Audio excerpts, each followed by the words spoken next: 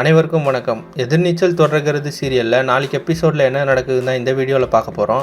விஷாலாட்சிக்கிட்ட பேசுகிற ஆதி குணசேகரன் தப்பு செய்யாத மனுஷன் யாருமே இல்லை, தப்பு எல்லாரும் தான் செய்வாங்க, ஆனால் அந்த தப்பை உணர்ந்தவனுக்கு ஜெயிலில் இருந்தாலும் வெளியே இருந்தாலும் ஒரே மாதிரி தான் அப்படின்னு சொல்கிறாரு. அதோட என்னை பெத்த தாயை வெறுக்கிற அளவுக்கு நான் நடந்துக்கிட்டேன். இப்போ தான் எனக்கு வாழணுன்ற ஆசை வந்திருக்கு. என் பிள்ளைங்களுக்கு நல்லது செய்யணும்னு ரொம்ப ஆசையாக இருக்குது. ஆனால் அவங்க என்னை பார்த்தாலே ஜென்ம விரோதி மாதிரி பார்க்குறாங்க. நீயும் அதே மாதிரி தான் என்னை பார்க்குறேன்னு விஷாலாட்சிக்கிட்ட சொல்கிறாரு.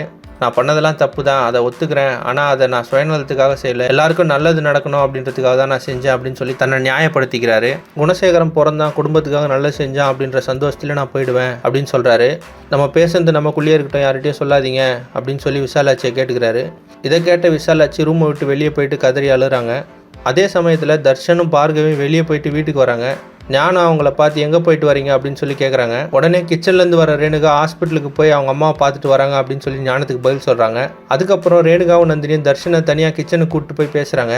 அதுக்கு தர்ஷன் இன்னும் 24 மணி நேரம் இல்லை 48 மணி நேரத்துக்குள்ளே அம்மா கண்ணை திறந்துருவாங்கன்னு டாக்டர் சொன்னார் அப்படின்னு சொல்கிறாரு. இதை கேட்ட எல்லாருக்கும் ரொம்பவே சந்தோஷம். ஆனால் ரேணுகா சொல்கிறாங்க, மெதுவாக பேசுங்க, அந்த ஆளுக்கு கேட்டுற போது அப்படின்னு எச்சரிக்கிறாங்க. அதுக்கப்புறம் விஷாலாட்சிக்கிட்ட ரேணுகா கேட்குறாங்க, மேலே கூட்டிகிட்டு போய் என்ன சொன்னார், மன்னிப்பு கேட்டாரா இல்லை கேஸை வாபஸ் வாங்க சொல்லி சொன்னாரா அப்படின்னு சொல்லி கேட்குறாங்க. அதுக்கு விஷாலாட்சி பதில் சொல்ல முடியாமல் முழிக்கிறாங்க. உடனே நந்தினி அந்த பேச்சை மாற்றுறாங்க. அதுக்கப்புறம் தர்ஷன் திரும்பவும் ஹாஸ்பிட்டலுக்கு போனோம் அப்படின்னு சொல்கிறாரு. ஆனால் நந்தினி, நீ திரும்பவும் இப்போ போனால் உங்களுக்கு சந்தேகம் வரும், அதனால் நான் ஒரு நாடகம் போடுறேன் அப்படின்னு சொல்லி திட்டமிடுறாங்க. அவங்க ஹாலில் மீனாட்சி அம்மா படத்துக்கு முன்னாடி நின்று எங்கள் அக்காவை காப்பாற்று அப்படின்னு சொல்லி அழுகுறாங்க.